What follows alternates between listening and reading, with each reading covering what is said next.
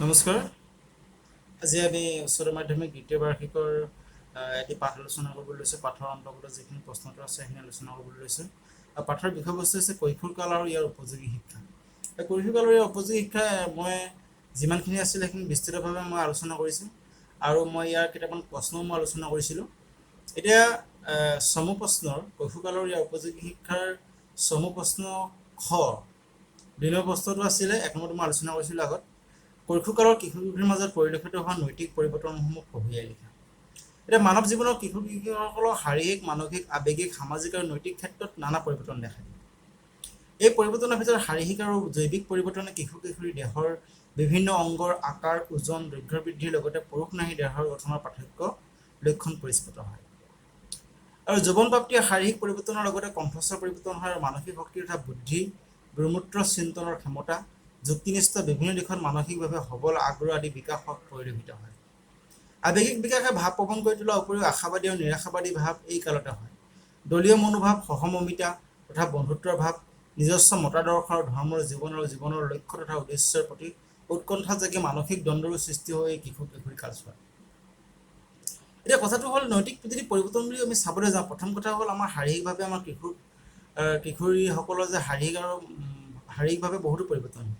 যেনে আমাৰ আকাৰ বা ওজন বা দৈৰ্ঘ্য আমাৰ বৃদ্ধি হোৱাৰ লগতে আমাৰ কণ্ঠস্বৰ পৰিৱৰ্তন হয়। তাৰ লগে লগে আমাৰ মানসিক দিশত আমাৰ বিভিন্ন ধৰণৰ পৰিৱৰ্তন হয়। আমি কিছুমান কথা যুক্তিৰে বিচাৰ কৰিবলৈ চাওঁ, আমি সদায় আশাবাদী। এই কালচোৱাত আমি সদায় আশাবাদী, আমি বিভিন্ন ধৰণৰ কিছুমান কল্পনাৰ প্ৰৱণতা আমাৰ খুব অত্যধিক আৰু আমি কিছুমান বীৰ পূজা পৰা আদি কৰি কিছুমান ব্যক্তিক আমি কি কৰোঁ আইডল হিচাপে লওঁ। যেনে কোনোবা ক্ৰিকেটাৰ হ'ব পাৰে, কোনোবা চিনেমা এক্টৰ হ'ব পাৰে বা চিনেমা অভিনেত্ৰী হ'ব পাৰে। বিভিন্ন ধৰণৰ আমি কিছুমান কল্পনাত অতিবাহিত কৰোঁ আৰু এই ক্ষেত্ৰত আমি সদায় কি ঋণাত্মক নহয়, আমি সদায় ধনাত্মক। আৰু আমাৰ ঠিক মই কোৱাৰ দৰে আমাৰ বিভিন্ন ধৰণৰ নৈতিক পৰিৱৰ্তন এই কালচোৱাত হয়। আৰু তাৰ পাছত প্ৰশ্নটো আছিল কিশোৰ কালচোৱাত মানসিক শক্তিৰ বিকাশ কেনেদৰে হয়। কিশোৰ কালচোৱাত মানসিক শক্তিৰ বৃদ্ধি আৰু বিকাশ অধিক হয়।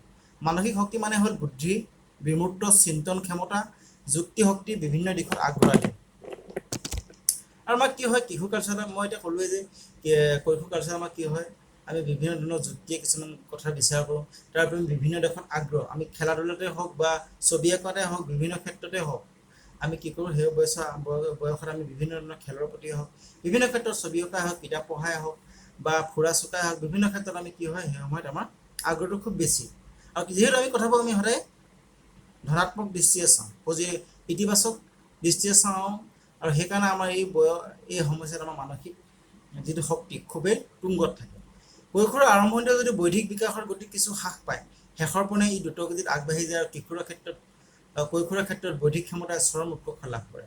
কিশোৰকালতে নিজৰ বিচাৰ বুদ্ধিৰে যুক্তিসংগতভাৱে চিন্তা কৰিব পৰা শক্তিৰ বিকাশ হয়। মৃত চিন্তাৰ বিপৰীতে বিমূৰ্ত চিন্তনৰ ক্ষমতা কিশোৰকালৰ এক বৈশিষ্ট্য, যিটোৱে স্বাধীন আৰু মৌলিক চিন্তাধাৰাৰ বিকাশত যথেষ্ট অৰিহণা যোগায়। গতিকে ক'ব পাৰি যে কিশোৰকালৰ মানুহে শাৰীৰিক বিকাশৰ লগে লগে পূৰ্ণগতিত মানসিক বিকাশো আহি থাকে। এতিয়া কথাটো ক'লোৱেই, কিশোৰকালত আমাৰ শাৰীৰিক বিকাশে নহয় মানসিক বিকাশো হয়।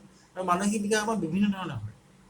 আমাৰ চিন্তন শক্তি বৃদ্ধি হয়, যুক্তিনিষ্ঠ শক্তি বৃদ্ধি হয়, বিভিন্ন ক্ষেত্ৰত আমাৰ আগ্ৰহ বৃদ্ধি হয়। এই দিশবোৰ আমি ক'ব পাৰোঁ যে কৈশোৰ কালচোৱাত আমাৰ বিভিন্ন ধৰণৰ মানসিক উৎকৰ্ষ সাধন হয়। 6 নম্বৰ প্ৰশ্নটো আছিল, মই যিখিনি প্ৰশ্ন আলোচনা কৰিছিলোঁ এই প্ৰশ্নখিনি মূল্যাংকন হৈছে 2 অথবা 3। কিশোৰকালৰ বাবে প্ৰস্তুত কৰা মাধ্যমিক স্তৰৰ পাঠ্যক্ৰমত থকা 4টা মৌলিক বিষয় কি কি? আৰু 4টা মৌলিক বিষয় হৈছে ভাষা শিক্ষণ, গণিত, বিজ্ঞান আৰু সমাজ বিজ্ঞান।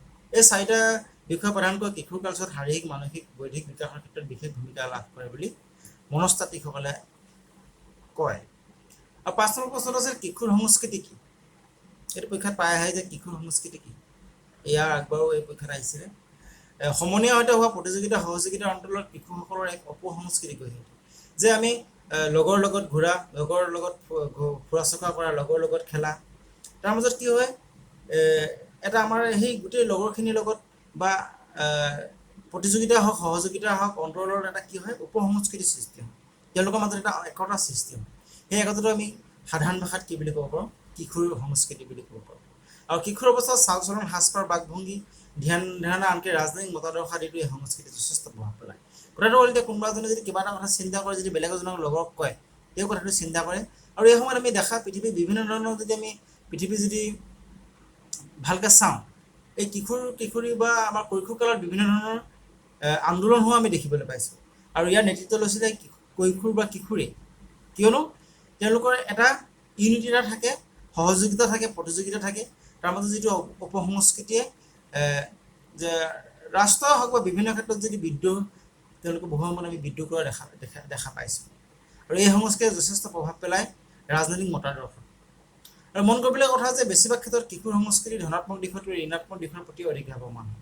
এতিয়া কথাটো হ'ল, মেইন কথাটো হ'ল যে আমি কিছুমান কথা লক্ষ্য কৰোঁ যে আমাৰ অভিভাৱকসকলো আমাৰ ল'ৰা ছোৱালীবোৰ কি হয়, ধনাত্মক দিশতকৈ ঋণাত্মক মানে নিগেটিভ ক্ষেত্ৰত তেওঁলোক বেছিকৈ আসক্তি হয়। যেনেকৈ তেওঁলোকৰ যৌন তাৰণাই হওক বা মাদক দ্ৰব্যৰ আসক্তিৰ প্ৰতিয়ে হওক, ড্ৰাগছ আসক্তিৰ প্ৰতিয়ে হওক, বা আজিকালি বিভিন্ন ধৰণৰ মোবাইলৰ গেম, পাবজিয়ে হওক, বিভিন্ন ধৰণৰ তেওঁলোকে ঋণাত্মক দিশলৈ বেছিকৈ তেওঁলোক ধাৱমান হোৱা আমি দেখিবলৈ পোৱা যাওঁ। আৰু এই ক্ষেত্ৰত আমাৰ শিক্ষক হওক বা অভিভাৱকসকলে এটা গুৰুত্বপূৰ্ণ কথা চিন্তা কৰিবলগীয়া যে শিশুসকলক আমি কিদৰে ঋণাত্মক দিশৰ পৰা ধনাত্মক দিশলৈ আনিব পাৰোঁ। সেইকাৰণে আমাক খুব তেওঁলোকৰ যিবোৰ আৱেগিক যিবোৰ চাহিদা আছে, সেই আৱেগবোৰ নিয়ন্ত্ৰণ কৰিবৰ কাৰণে তেওঁলোকক বিভিন্ন ধৰণৰ পৰ্যাপ্ত পৰিমাণৰ আমাৰ তেওঁলোকক সময় দিব পাৰিব লাগিব, তেওঁলোকক খেলা ধূলাৰ মাজত ব্যস্ত ৰাখিব লাগিব। আৰু এই দিশত আমি ল'ৰা ছোৱালীবোৰ দেখোঁ যে ল'ৰাটো বেয়া হৈছে বা ছোৱালীজনী বেয়া হৈছে বুলি আমি এই সমস্যাত খুবেই ক'বলৈ মানুহক কোৱা শুনো। ইয়াৰ মূল কথাটো হৈছে যে আমি ঋণাত্মক দিশলৈ খুব ধাৱমান হওঁ, আমি সদায় ধনাত্মক দিশলৈ আহিব লাগে। আমি মোবাইলটো ব্যৱহাৰ কৰিলে মোবাইলটোৰ যিখিনি ধনাত্মক দিশ, সেই ধনাত্মক বা যিখিনি ইতিবাচক দিশ, সেই ইতিবাচক দিশখিনি আমি গ্ৰহণ কৰিব লাগে। আৰু সকলোকে পুনৰবাৰ ধন্যবাদ জ্ঞাপন কৰিছোঁ। আজিলৈ ইমানতে সামৰণি মাৰিছোঁ। ধন্যবাদ।